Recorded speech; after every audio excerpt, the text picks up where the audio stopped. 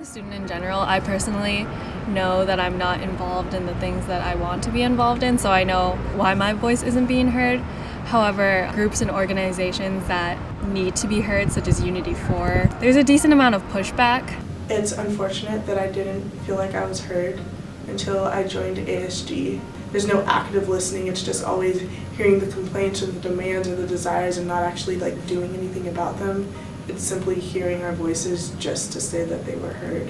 I don't think my voice is really heard because I don't really try to share it, but I know there are ways for me to make my voice heard if need be.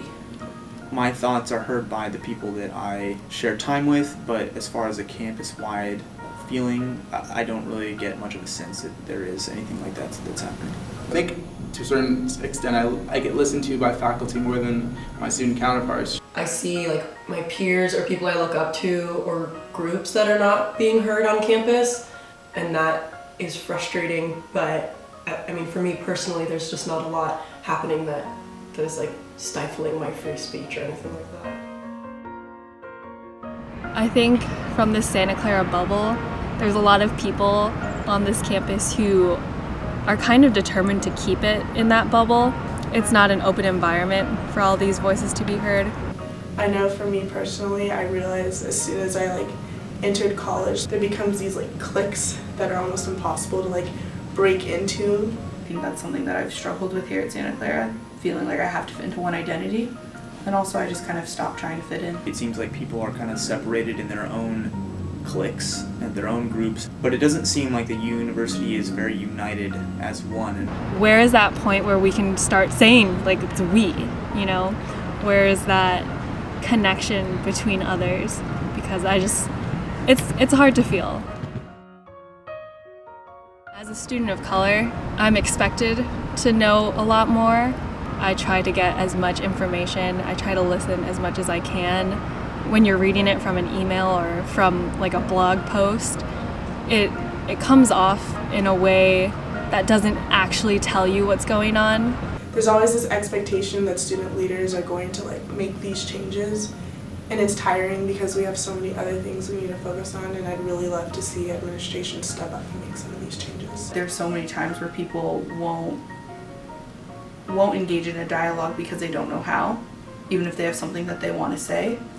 And we can figure out a constructive way of saying it, but you need to get words out there first. I think it's just exhausting after a certain point. And I think one of the main solutions is just listening. I've definitely felt that this year, but I think if we all have the kind of willingness to listen, that's a good starting place. It's not an open environment for all these voices to be heard. And I think that comes from both sides of the political spectrum. Where will my voice be heard where I'm not judged or just completely put off the second I start saying something? At least in the classes that I've had, much is brought up. It's just kind of little hints that I see here or there. A teacher might drop a hint to some sort of recent current event or something they've heard in the news. It's honestly exhausting. I think I was always aware of the differences with various political views, but I feel now it becomes to a point where it's always an argument.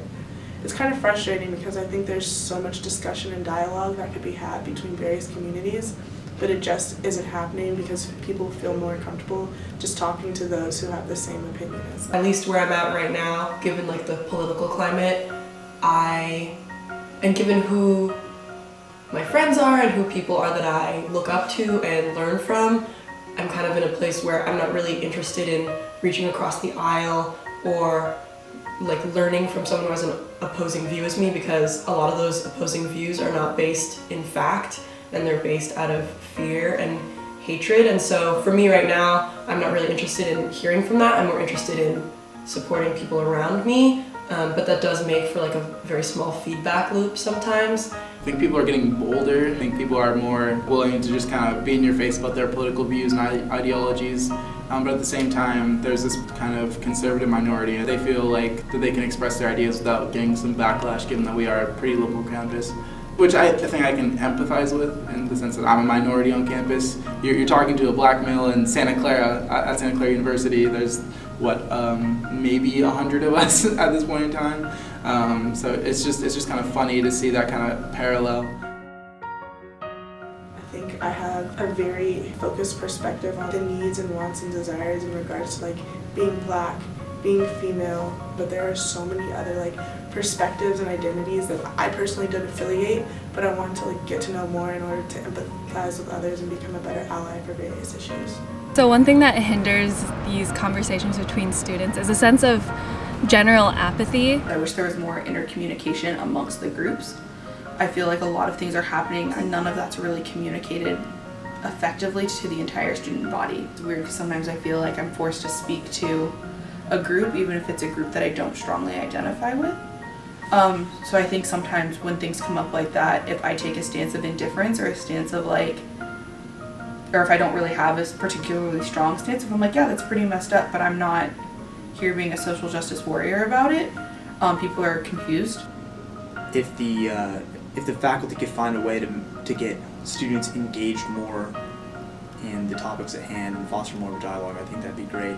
I don't want to put myself on a pedestal and say like I can lead the charge and make Santa Clara University the best it can be. Like I don't think that's realistic in the short time I'm here, but I can do my part.